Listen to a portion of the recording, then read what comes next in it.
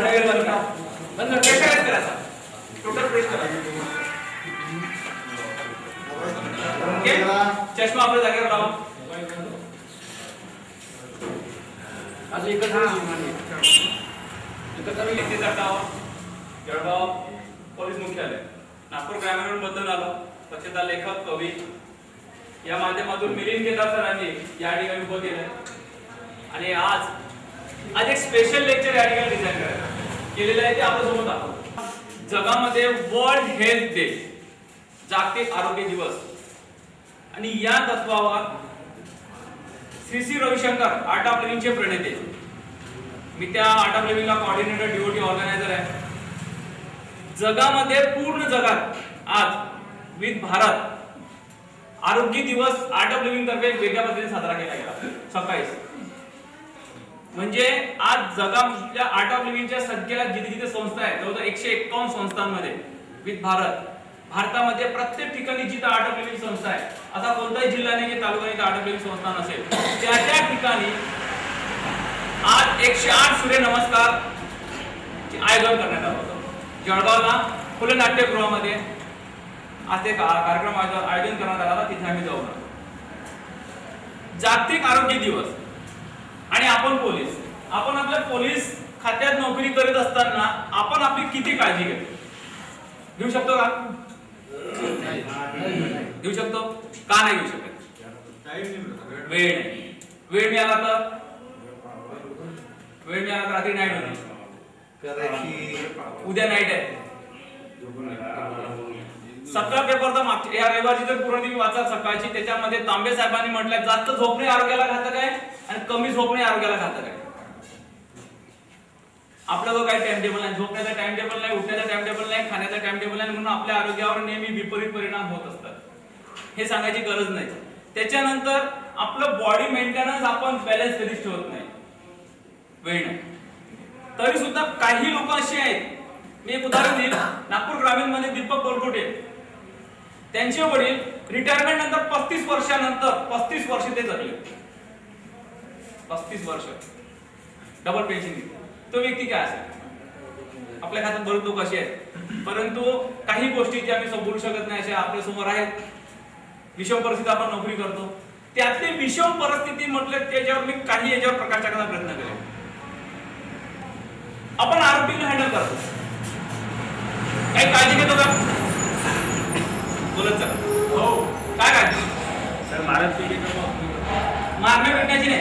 आरोपी हा जेलमध्ये जेव्हा राहतो किंवा कारागृहात राहतो, त्याची प्रकृती कशी असते? वेगवेगळ्या प्रकारचे व्यसन, वेगवेगळ्या प्रकारच्या तो वेगवेगळ्या ठिकाणी कसा वागतो, कसा बोलतो, कसे आजार त्याला आपल्याला काय माहित असते.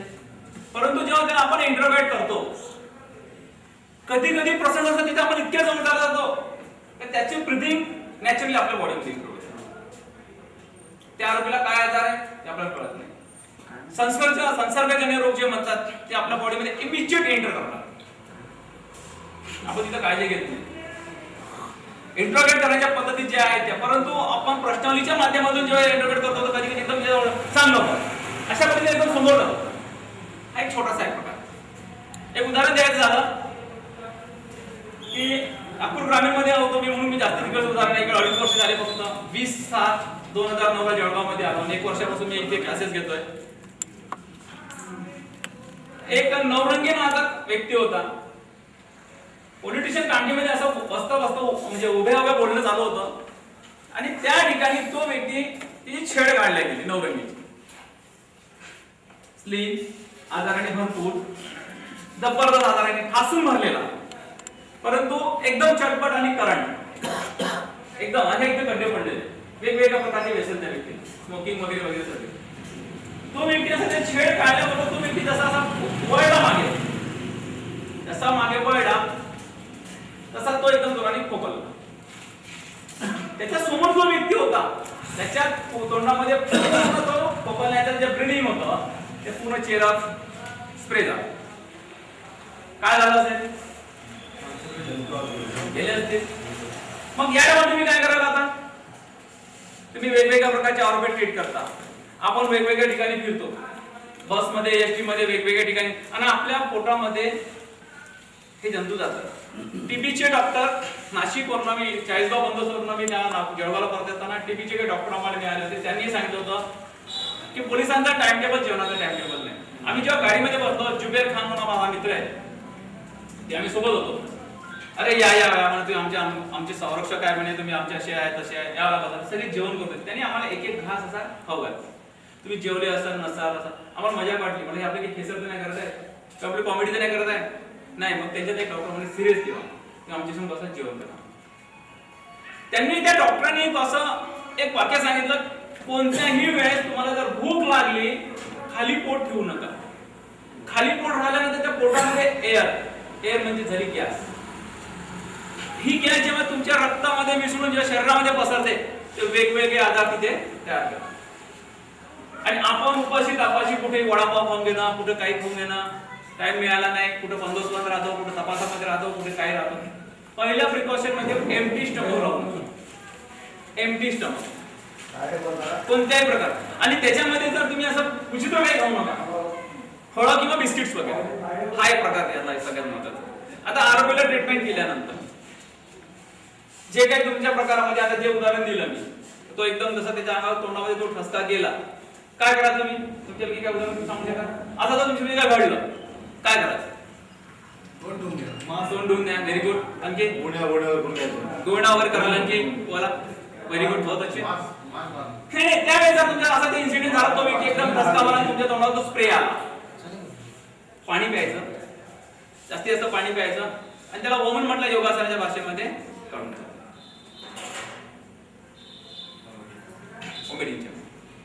ते काढून बाहेर, मॅक्झिमम टॉक्सिन विषाणू तत्व बाहेर फेकलं. म्हणून आजकाल पोलीस खात्यामध्ये योगासने सांगितलं आहे, योगासनाचे जर अभ्यासक असतील तर त्यांना याचा प्रादुर्भाव होण्याची शक्यता फार कमी राहील. प्राणायाम, दीर्घ श्वसन, भ्रामरी, भस्त्रिका या माध्यमातून ते टॉक्सिन तुमच्या बॉडीतून, ब्रीथिंगच्या माध्यमातून बॉडीच्या बाहेर फेकलं जाते. आणि पाणी जास्त जर पीत राहिलं तर पाण्याच्या माध्यमातून फ्लोईंग होईल बाहेर. हा एक त्याचा प्रकार, एक प्रिकॉशन आरोग्य सोबत. त्यानंतर आपल्याकडे आपण जेव्हा रोडवर, विशेष करून ट्रॅफिक पोलीस, डीबी, क्राईमचे लोक, पुणे पोलीस स्टेशनला या ठिकाणी ऍक्सिडेंट झालाय, पब्लिक जमली आहे, रोड झाला, जसा जामनेला नुकताच ऍक्सिडेंट झाला, मोठा ऍक्सिडेंट झाला, काल झाला, एसटी मध्ये बरेच लोक झाले. त्या टायमाला आपण काय करतो? 60 उठतो, चालला, आपली बॅग घेतली, निघालो. आणि बॅग नेतो नाही, पंचनाम्याचे कागद झाले, कागदपत्र त्या हिशोबाने आपण इन्व्हेस्टिगेशन ऑफिसर, तपासणी मदार या भावनेने आपण जातो. परंतु बाकीचं काय? तिथे जो व्यक्ती आज ऍक्सिडेंट मध्ये तुम्ही हँडल करणार आहात, तो व्यक्ती कोण, कसा, याची काळजी तुम्ही घेता का? तुमच्या हाताला हे छोटीच, आता मला हे असं कुठे मुंबईमध्ये एका सरकारी कामामध्ये गेलो होतो, चित्रपट पाहता त्या डॉक्टर, आजच्या एक लेक्चरला मी सांगितलं होतं, त्या द डॉक्टर या लेक्चर, या चित्रपटामध्ये गोष्ट अशी की एक इंजिनियर आणि एक डॉक्टर, दोघं चांगले मित्र, इतके जबरदस्त मित्र होते की ते मॅक्झिमम टाइम आपल्या सोबत राहिले. डॉक्टर आपल्या डिसिप्लिन राहायचा, इंजिनियर आपल्या डिसिप्लिन राहायचा. थोडासा बाहेर खेळायला या जाता जो व्यक्ती होता तो, पण डॉक्टर आपल्या लिमिटेशन मध्ये परफेक्ट होता. एकदा मोटरसायकल दुबई जात असताना, त्या चित्रपटात दाखवलाय, दुबई मोटरसायकल जात असताना एक ऍक्सिडेंट होतो. ऍक्सिडेंट झाल्यानंतर डॉक्टर मागे असतो, तो मागे पडतो आणि हा इंजिनियर साईडला. डॉक्टरच्या डोक्याला मार लागतो आणि त्याचा आपला इंजिनियर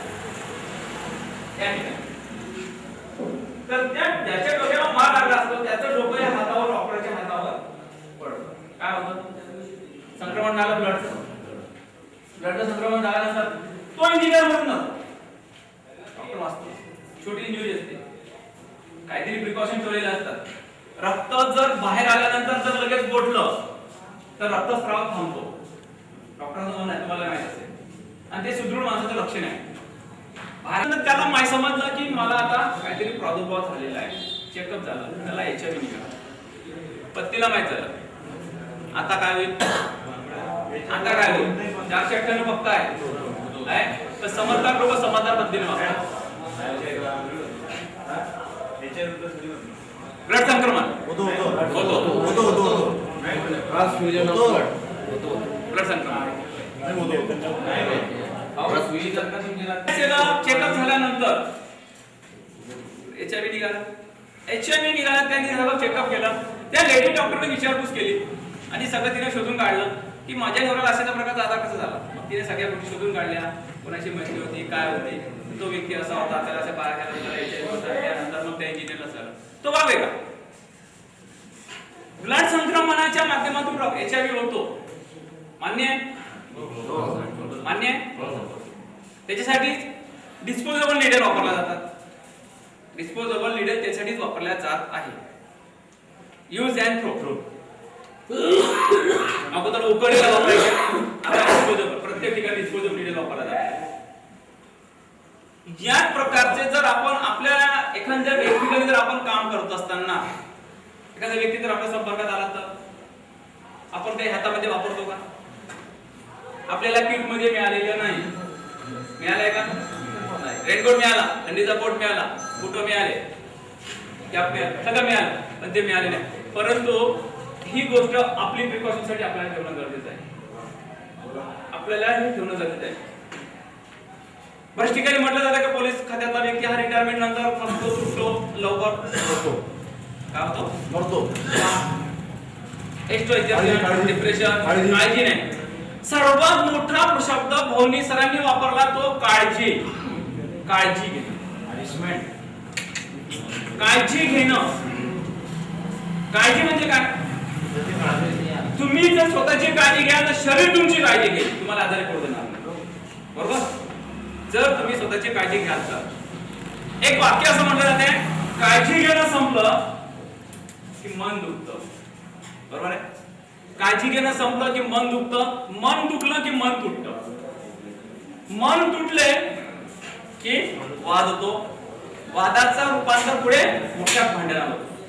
मग ते शरीरासह भांडण असो का तुमच्या बाकीच्या गोष्टी. तुम्ही तुमच्या पत्नीची जेवढी काळजी घ्या तेवढी तुमची पत्नी तुमची काळजी घेईल. तुम्ही मुलांची जेवढी काळजी घ्या तेवढी तुमची काळजी घेतील. तुम्ही जेवढी घरातल्या लोकांची काळजी घ्या घरात तुमची काळजी घेतील, तुमच्या प्रकृतीची तेवढी काळजी घेतील. बरोबर? आता तुम्ही ज्या पद्धतीने स्वतःची काळजी घ्या त्या पद्धतीने तुम्ही आणखी वेगवेगळ्या प्रकारे फिट राहा. कसं टायमिंग मॅनेज करायचं, कशा टाइम सर सलामत तो पकडले जान आहे तो जान. तुम्ही जर स्वस्थ सुव्यवस्थित जर आहात, तुमची कुटुंब बरोबर आहे. तुम्हाला जर कोणत्याही प्रकारचा गंभीर आजार जर झाला, रिटायरमेंट तुम्ही झाले तर काही मॉर्निंग वॉकला जाताना जे जातात, लिमिटेड जेवण सगळं काही व्यवस्थित त्यांचं आहे, मुलं बिंदास अंगावर घेतील, सगळे लोक जवळ येतील. एक उदाहरण दिले मी. नागपूर ग्रामीण मध्ये भरती झालो आणि जालनाला ट्रेनिंगला असताना लातूर मध्ये बंदोबस्त झाला, भूकंप झाला. किती मोठा इन्सिडेंट झाला ते मला काय भोगावं लागलं थोडक्यात सांग. पेठ सांगली गावात, पेठ सांगली गावात भूकंप बंदोबस्त मध्ये असताना पेठ सांगली तेव्हा आली होती.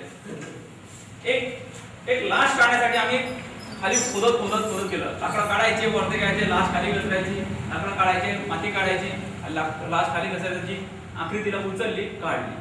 8-10 देवराव बाबळसरे, महेश जाधव, अशोक बोंबरे, आम्ही 4-5 कर्मचारी होतो आणि अमरावतीचे कर्मचारी होते. ती लाश अशी पूर्ण कोथळीमध्ये लपेटलेली होती. ज्यावेळेस म्हाताऱ्याचा हात असा पकडला आणि आम्ही ते कटलेलं चांगलं होतं, पूर्ण असं सटकन निघून जातं, सडून गेली पूर्ण. ती गोधडीत लपेटली आणि ती वरती अशी उचलली, डोक्याच्या साईडने मी खांद्यावर घेतली. आता वरती चढत येणार, त्या लाशचं असं डोकं वरत असं नेलं, ते मुंडकं पलटलं आणि त्याच्यात पूर्ण तोंडातलं पाणी डोक्यावरून माझ्या असं अंगावरून खाली उचललं. त्याचा इफेक्ट मला 20 वर्षानंतर भोगावा लागला. 20 वर्षानंतर. 20 वर्षानंतर आपण काळजी घेत नाही. लाश वापरताना, लाश हँडल करताना किंवा लाश हिफाजत ड्युटीमध्ये असताना किंवा लाश हाताळताना आपण बिलकुल काळजी घेत नाही. 18 वर्षाच्या नोकरीमध्ये चांगला अनुभव आहे. बरेच 90% ने 95% आपण पोलीस, महाराष्ट्र पोलीस किंवा कोणताही पोलीस लाश हँडल करताना काळजी घेत नाही. याचा परिणाम काय झाला? कमांडो ट्रेनिंग मध्ये पाठीत मार लागला होता, ट्रेनिंग मध्ये मार लागला होता. तिथे ती गॅप तयार झाली आणि या साइड मध्ये माझं पाणी तयार झालं. 3.5 लिटर पाणी काढलं. 2007 मध्ये माझ्या 3.5 लिटर पाणी काढलं. 4 दिवस कोमा मध्ये राहिलो. आरडब्ल्यूचा ड्युटी होतो. आरडब्ल्यूची सुदर्शन क्रिया करत होतो. डॉक्टर निर्मल जयस्वाल, नागपूरचे शेवटे हॉस्पिटलचे डॉक्टर, लंग स्पेशालिस्ट, त्यांची मेहरबानी आणि सुदर्शन क्रियामध्ये आतमधल्या इंटरनल ऑर्गन फिट होते. या माध्यमातून मी आज तुमच्या समोर आहे. एक लाभ आपण रस्त्यावरच्या डेड बॉडीचा वापर हँडल करतो, उचलतो त्यावेळेस घेतो कोणती काळजी. माझी एक दक्षतामध्ये विकृती वाचण्याची अशा 2-3 कहाणी आहेत. पॉलिटिशियन महोदय रमाकांत बायोस्कर यांच्याशी जेव्हा माझा संपर्क झाला, त्यांनी एक dead body, decompose dead body, total decompose dead body handle करताना त्यांनी काही टिप्स आम्हाला सांगितल्या होत्या. त्या तुम्हाला मोठ्या आवर्जून सांगतो आणि ह्या मागच्या लेक्चरमध्ये स्पेशल डिझाईन केलं म्हणून सांगतो. आज हेल्थ डे आहे म्हणून तुम्हाला आठवण सांगतो, ती काळजी तुम्ही नेहमी घ्या डेड बॉडी हँडल करताना. पत्नीचं आणि मुलीचं आपल्या सोबत बघितलं होतं. सावत्र मुलगी म्हणजे पहिल्या पत्नीची मुलगी आणि ही दुसरी. मुलीचं आईला माहित, आईचं मुलीला माहित. दोघांचे प्रियकर घरी यायचे, बसायचे, उठायचे. दोघांही प्रियकरांमध्ये हा व्यक्ती मध्ये आला. कोण? म्हणजे बाप आणि मुलगा, बाप आणि पती, एकच व्यक्ती. मग या दोघांना संपूर्ण दोघांच्या प्रियकरांनी योजना लागली, याला दारू पाजली. चालत्या रिक्षामध्ये सिमेंट कॉन्क्रीट डोक्यात दगड मारून त्याला मारून टाकले, बॉडी फेकून दिली. ही कहाणी म्हणजे लक्षात आली आहे. फेकून दिली बॉडी, कोणताही पुरावा नाही. मागच्या खिशामध्ये प्लास्टिकच्या काही कागदामध्ये 2-4 कागद होते. डेड बॉडी अशी झाली होतो, दोन्ही पायावर, हातवर टाईट फुगलेली. पोलीस पाटील यांनी मौदा पोलीस स्टेशनला इन्फॉर्म केलं. रमाकांत बायोस्कर पूर्ण टीम यांची तिथं पोहोचली. सुरुवातीला तिथे नवीन पोर होते, काही यंग पोर होते. त्यांना सांगता बरं एकदम डेड बॉडीवर जाऊ नका. जात आहे डेड बॉडी जवळ, जात आहे तिथे कोणीही बोलणार नाही. प्रॉपरली काय? कोणीही बोलणार नाही. त्या तत्पूर्वी त्यांनी एका व्यक्तीला गावात पाठवून प्लास्टिकच्या पन्न्या आणायला लावल्या. प्लास्टिकचे पॅकेट आणि रबर नाही मिळाले. धाग्याने याच्याने त्याच्या बांधून हातामध्ये प्लास्टिकचे पॅकेट टाकले. 2-2 रुमाल असतील, 2 रुमालांनी त्यांनी हा इथला भाग बांधायला लावला. प्रॉपर इथला भाग बांधायला लावला आणि स्ट्रिक्ट सांगितलं कोणीही बोलणार नाही. जे काही सांगायचं आहे ते इशाऱ्याने सांगायचं. बस. नाक बंद केलाय, तोंड बंद ठेवायचं, उघडायचं नाही. कान आणि नाक रुमालांनी बंद करायचा प्रयत्न केला. हातामध्ये प्लास्टिकचे पॅकेट टाकले, रबर काय दोरे धागे बांधून ते पूर्ण हात आपले क्लोज केले, हँड क्लोज. आणि त्यांनी डेड बॉडी हँडल केली. डेड बॉडी हँडल करताना त्या डेड बॉडीला काडी टोचली गेली. ढाळ ढाळ ढाळ पूर्ण पाणी बाहेर आलं. काय कंडिशन असेल? डिकम्पोज, पूर्ण मास गळून गेलं होतं. जे काही हँडल करायचं त्यांनी केलं. त्यांनी सांगितल्याप्रमाणे त्या कर्मचाऱ्यांनी कामं केले. त्यातला एक कर्मचारी मी होतो. त्यांना म्हणा भूकंपामध्ये आम्ही असं केलं, आम्ही तसं केलं. त्या टायमाला मला आजार व्हायचा होता. मला असं केलं, तसं केलं, आम्ही हे केलंय, ते केलंय, मीटिंग मारल्या. पण नंतर त्यांनी जेव्हा मला बसून सांगितलं की नाही, कितीही चाकू जरी धुतला, स्टॅप केलेला, तुम्ही डिटेक्टिव्ह ट्रेनिंग जर केलं असेल, डीटीची कोर्स करा. डिटेक्टिव्ह ट्रेनिंग मध्ये हा एक चांगला भाग आहे. कितीही चाकू जर कितीही धुतला तरी त्याच्यामध्ये रक्ताचे अवशेष ते राहतात. सर कुठे राहतील? कुठे राहू शकतील? म्हणजे तो जॉईंट, लाकडाची मूठ आणि जॉईंट किंवा धार जर तिथे जर राहू शकते तर त्या टाइपचे व्हायरस आपल्या हा जो नखाचा आणि चामड्याचा जो जॉईंट आहे इथे राहतो, इथे अटकून राहतो. जळगावमध्ये काही दिवसापूर्वी किंवा काही महिन्यापूर्वी किंवा काही वर्षापूर्वी आठवत नाही नक्की, हात धुण्याचा एक मोहीम राबवली गेली होती. आठवतं का? शाळांमध्ये मुलांना शिकवल्या गेलं. असे उपक्रम जळगावमध्ये आहे. आपल्या मुलांना शिकवल्या इथल्या काही सेवाभावी संस्थांनी. आपण लक्ष देतो या हाताच्या जॉईंट मध्ये. तिथे जर एखादा काय कुडतडल्याची काय जखम वगैरे काय राहिली, तिथे आपण अशी डेड बॉडी हँडल केली, ते विषाणू, जीवाणू, कीटाणू जर बसले तर गिफ्ट, बरोबर ना? गिफ्ट. आणि तुम्ही घरी जाता, हँडल केलं, घरी जाता, चल रे बॉस साहेबांचा फोन आला, वाढ दाखव, वाढ जीवाला वाढ, काहीतरी हात धुतले इकडे तिकडचे, दे पटपट. चल.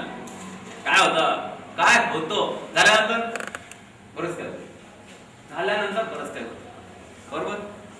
आता तुम्ही एक लक्षात घ्या, एक डॉक्टर हॉस्पिटलमध्ये ज्यावेळेस वावरतो, वागतो, बोलतो, त्यावेळेस काय करतो तुम्हाला माहितीये का? तुम्हाला ताप येऊ द्या, तो डॉक्टर जेव्हा स्टेजवर तुम्हाला झोपवतो, काय करताय? फिरवायला